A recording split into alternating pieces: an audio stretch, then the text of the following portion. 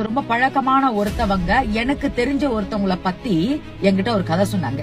அதாவது என்னன்னா, உங்களுக்கு தெரியுமா சிஸ்டர், இந்த நபர் இப்படிப்பட்டவங்களாம். நான் கேட்டேன், உங்ககிட்ட யாரு சொன்னதுன்னு. எனக்கு ரொம்ப வேண்டியவங்க தான் சொன்னாங்க அப்படின்னு சொன்னாங்க. சரி, உங்ககிட்ட ஒரு விஷயம் கேக்குறேன், நீங்க இத கண்ணால பாத்தீங்களா? இல்ல சிஸ்டர், எனக்கு பழக்கப்பட்டவங்க சொன்னாங்க. சரி, ரெண்டாவது, அவங்க அத கண்ணால பாத்தாங்களா? இல்ல சிஸ்டர். நீங்க 2 பேருமே பாக்கல, அப்புறம் எதை வச்சு இவங்க இப்படி நீங்க ஜட்ஜ் பண்றீங்கன்னு கேட்டேன். இல்ல, அதுதான் எல்லாருமே சொல்றாங்க. நம்ம ஆளுங்களுக்கு இந்த ஜோடிச்சு சொல்ற பழக்கம் அதிகமாகவே இருக்குதுங்க. ஒண்ணுன்னு சொன்னா அத போய் சேர்றப்ப 10ஆதான் போய் சேர்ப்பாங்க. அவங்க வீட்ல அவ்வளவு பிரச்சனைகள் இருக்கும். ஏன் இவ்வளவு பேசுறேன்னு, எனக்கே 1008 பிரச்சனை இருக்குதுங்க. என்ன, அந்த பிரச்சனையை சமாளிச்சு மின்னுக்கு வர்றதுக்கு வலிமை கொஞ்சம் அதிகமா இருக்குது, அவ்வளவுதான்.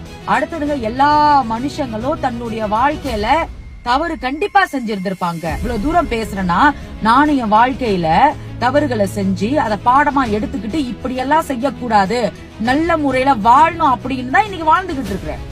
நான் என்ன பிறந்தோடனே ஞான கண்ணோட அங்க பிறந்தேன்? இவ்வளவு தூரம் பேசுறதுக்கு எல்லாமே நம்மளுடைய அனுபவங்கள் தான். ஒருத்தவங்களை கை காட்டுறதுக்கு முன்ன மறுபடியும் சொல்றேங்க, நிறைய பதிவுகள் ஏற்கனவே சொல்லிருக்கேன், 4 பேரும் நம்மள காமிக்குது. இந்த சோசியல் மீடியானால இன்னைக்கு பல பேருடைய வாழ்க்கையில நிம்மதி இல்லாம அழைஞ்சுக்கிட்டு இருக்காங்க. அதை பார்த்து யாரோ சொன்னதை கேட்டு வச்சு இவங்க இப்படின்னு தயவு செய்து சொல்லாதீங்க.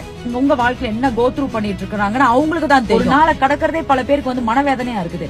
அதனால அடுத்தவங்களை பத்தி தயவு செய்து நீங்க கண்ணால பாக்காத வரைக்கும், காதால கேட்காத வரைக்கும் எதையும் பேசாதீங்க.